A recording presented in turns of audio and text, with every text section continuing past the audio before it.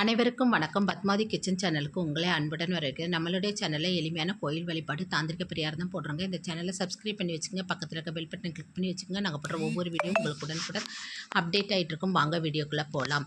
இன்றைக்கி மாலை 4:51 நாளை மாலை 6:48 வரையே அஷ்டமி திதி இருக்குங்க.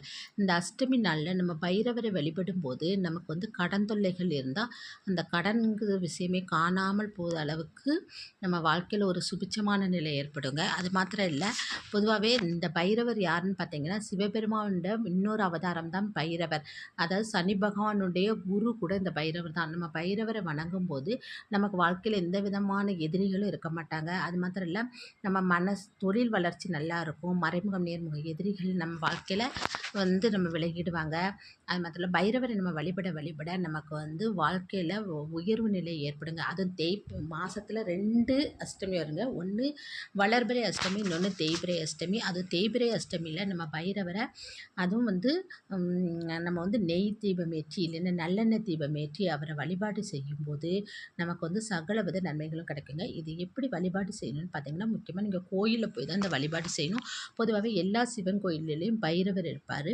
நீங்கள் இன்றைக்கி சாயந்தரம் ஒரு 4:51 அப்புறம் நீங்கள் பைரவர் 4:51 எப்போ சமயம் இருக்கோ அந்த சமயத்தில் நீங்கள் வீட்டில் இருந்தே ஒரு சின்ன சிகப்பு துணியில் ஒரு 27 நல்ல மிளகு எடுத்து வச்சு அதை ஒரு சின்ன கிளி மாதிரி கட்டிட்டு ஒரு அகல் விளக்கும் எடுத்துக்கோங்க.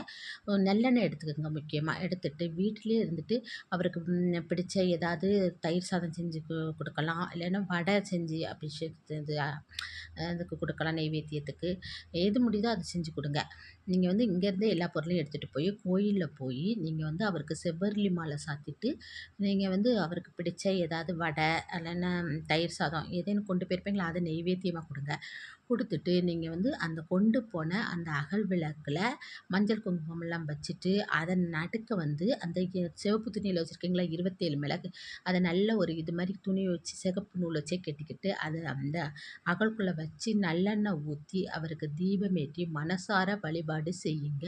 செய்யும்போது ஓம் பைரவா போற்றி அப்படிங்கிற மந்திரத்தை நீங்கள் 21 முறையோ இல்லைன்னா 108 முறையோ முடிஞ்சால் 108 முறை, இல்லைன்னா 21 முறை தான் சொல்ல முடியுதுனாலும் பரவாயில்ல, 21 முறை சொல்லி மனசார வழிபட்டுட்டு வாங்க. இப்படி 8 தேய்பிறை அஷ்டமியில் நீங்கள் பைரவரை வழிபடும் போது உங்கள் வாழ்க்கையில் இருக்க கடன் பிரச்சனைங்கிறது கொஞ்சம் கொஞ்சமாக குறையிறது உங்களாலே கண்கூட பார்க்க முடியும். தொழிலில் ஒரு நல்ல வளர்ச்சிங்கிறது ஏற்படும். நம்ம மனசில் ஒரு தைரியம் ஏற்படும். நமக்கு எதிரி தொல்லைகளே இருக்க மாட்டாங்க. இதை நீங்கள் செய்ய செய்ய உங்கள் வாழ்க்கையில் தெரியும். பொதுவாகவே தேய்பிறை அஷ்டமியில் நம்ம பைரவரை வழிபடும் போது நம்ம துன்பங்கள் எல்லாம் தேய்ந்து காணாமல் போகும். அது அப்படிங்கிறதே நமக்கு எல்லாருக்குமே தெரிஞ்சது தான். நீங்கள் இதை கண்கூட செய்யுங்க. இன்றைக்கி அது முக்கியமாக செய்ய சொன்னதுன்னா, ஞாயிற்றுக்கிழமையில் பைரவர் வழிபாடு ரொம்ப சிறப்பாக இருக்குங்க. அதோட சேர்ந்து அஷ்டமி வருதுனால இன்றைக்கி முடிஞ்சவங்க கண்டிஷனாக இன்றைக்கி செய்யுங்க. முடியாதவங்க நாளைக்கு சாயந்தரம் நீங்கள் இது போல் என்ன நாளைக்கு 6:48 வரையும் நமக்கு அஷ்டமி தேதி இருக்கிறதுனால நாளைக்கும் கூட இந்த இது நீங்கள் செஞ்சுக்கலாம். ஆனால் இன்றைக்கி முடிகிறவங்க முக்கியமாக ஞாயிற்றுக்கிழமை எல்லாருமே லீவில் தான் இருப்போம். அந்த சமயத்தில் நீங்கள் கண்டிப்பாக கோயிலில் போய் இந்த வழிபாடை செய்யுங்க. பொதுவாகவே பைரவர் வழிபாடுங்கிறது நம்ம கோயிலில் போய் செய்கிறதாங்க சிறப்பு. அதை கண்டிப்பாக இந்த ஒரு நாளில் நீங்கள் செஞ்சு பாருங்கள். ஒரு 2, 3 தேய்பிறை அஷ்டமியில் நீங்கள் பைரவரை வழிபடவே உங்கள் வாழ்க்கையில் ஒரு நல்ல நிலை ஏற்படும். தொழில் வளர்ச்சி ஏற்படும். எதிரிகள் தொல்லைகள் இருக்காது. மனசில் ஒரு நல்ல தைரியம் இருக்கும். முக்கியமாக இன்றைக்கி தெருவில் இருக்க நாய்களுக்கு உங்களால் முடிஞ்ச பிஸ்கட் பாக்கெட் ஏதாவது வாங்கி கொடுங்க. பைரவருடைய வாகனமே நாய் தான். அதுக்கு ஏதாவது உணவளிங்க. அப்படி அணைக்கும் போது நம்மளுடைய கர்மாக்கள் குறையும் அந்த இடத்துல. அப்போ நம்ம பைரவரை வழிபடும்போது நம்மளுடைய கர்மாக்கள் குறைஞ்சி நமக்கு எல்லா வித நன்மைகளும் ஏற்படுறதுக்குள்ளே வழி பிறக்குங்க. மறக்காமல் இதை செய்யுங்க. பொதுவாகவே பைரவரை நம்ம எளிமையாகவே வழிபட முடியும். இந்த மாதிரி நீங்கள் வழிபடுறது உங்களுக்கு சிறப்பான ஒன்றுங்க. ஒன்றுமே இல்லை, நான் சொன்ன மாதிரி வீட்டிலேருந்து இந்த பொருட்களை கொண்டு போய் அவரை வழிபாடு செய்யுங்க. பின்ன அங்கே நெய்வேத்தியமாக கொடுத்துருக்க தயிர் சாதமோ இல்லைன்னா அது உளுந்த வடையோ அதை நீங்கள் கொஞ்சம் வீட்டுக்கு எடுத்துகிட்டு வாங்க. மிச்சம் இருக்கிறத நீங்கள் அங்கே இருக்கவங்களுக்கு தானமாகவே யாருக்காவது கொடுக்க முடியும்னா அங்கே கோயிலில் இருக்கவங்களுக்கு கொடுத்துருங்க. நீங்களும் சாப்பிட்டுட்டு அங்கே இருக்கவங்களுக்கும் கொடுங்க. பின்ன வீட்டில் இருக்கவங்களுக்கும் கொண்டு கொடுங்க. இதனால் உங்களுக்கு சகலவித நன்மைகளும் ஏற்படுங்க.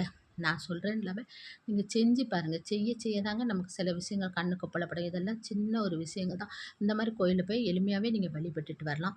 கண்டிஷனா இந்த தேய்பிறை அஷ்டமிய நீங்க உங்க வாழ்க்கையில வளம் வரதுக்காக பைரவர வழிபடுங்க. நானும் உங்களுக்காக பைரவர வேண்டிக்கிறேன். உங்களுக்கு சகலவித செழிப்புகளை உண்டாக்கட்டும்னு. இந்த வீடியோ பிடிச்சிருந்தா லைக் பண்ணுங்க, ஷேர் பண்ணுங்க, சப்ஸ்கிரைப் பண்ணுங்க. இன்னொரு பதிவில உங்கள சந்திக்கிறேன். நன்றி.